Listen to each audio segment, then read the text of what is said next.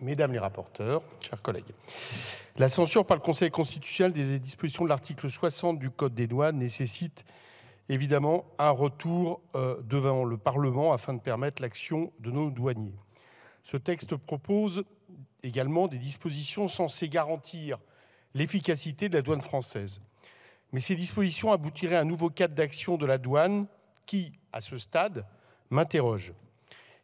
Il nous faut en effet garantir à la fois la modernisation de la douane, mais aussi le respect des libertés individuelles. Et d'autre part, il est nécessaire de donner les moyens nécessaires à l'exercice de leurs fonctions. Si nous voulons une douane plus efficace, certains choix me semblent contestables. Il ne s'agit pas d'étendre ces prérogatives, volonté de la part de certains d'entre vous que j'ai pu observer en consultant différents amendements. Il ne s'agit pas non plus, à mon sens, d'étendre ces missions en la mobilisant sur du contrôle à la personne plutôt qu'aux marchandises. Au contraire, nous lui devons un encadrement judiciaire du droit de visite afin d'apporter à la fois une garantie, une sécurisation aux agents, mais aussi aux personnes contrôlées. Nous devons recentrer son rôle sur ses véritables missions, lutter contre le trafic de marchandises, et donc contre les trafiquants, la fraude fiscale, et non interdire l'entrée sur le territoire en étant des supplétifs des politiques migratoires. Ce n'est pas son rôle. Nous lui devons également des moyens humains. De ce point de vue, Monsieur le ministre, je vous ai beaucoup écouté en commission, je n'ai pas été convaincu sur la question, notamment la question de la réserve. Depuis la création du marché unique et la suppression des barrières physiques, l'administration a été durement touchée par différentes réorganisations et suppressions d'effectifs. Elle en a été durablement affaiblie. Le nombre d'agents a diminué de 20% pour passer de 21 000 douaniers à 17 000 aujourd'hui, selon un rapport du Sénat. En comparaison, l'Allemagne dispose de plus de 41 000 douaniers, soit environ 2,4 fois plus qu'en France. Je reconnais, vous me l'avez souligné en commission, que la comparaison n'est pas parfaite.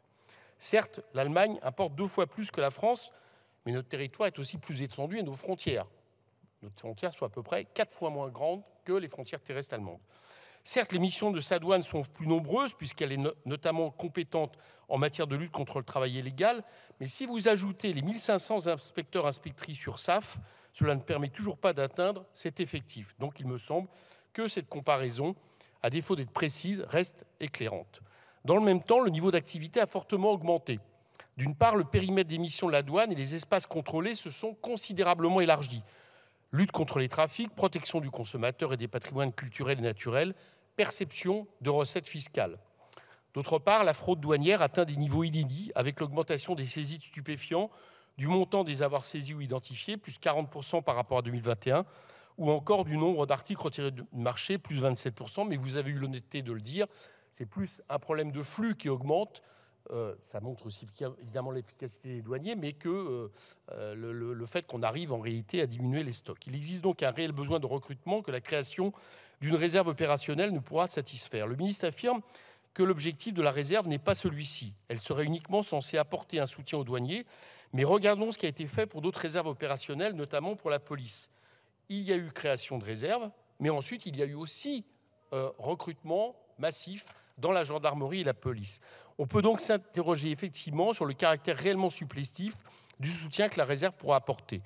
Alors que le besoin en moyens humains est manifeste, recourir à une réserve opérationnelle sans augmenter les effectifs ne peut cacher le caractère budgétaire de la création de cette réserve.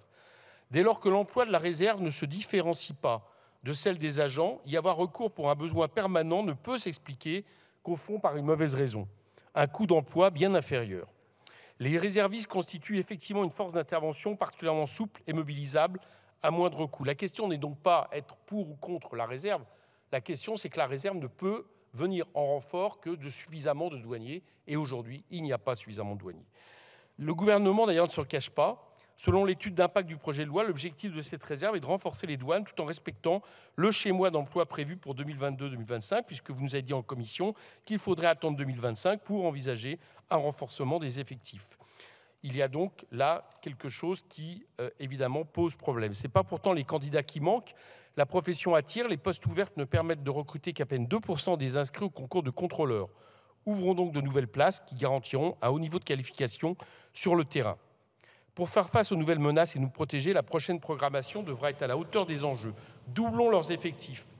Réaffirmons le rôle de police de la marchandise.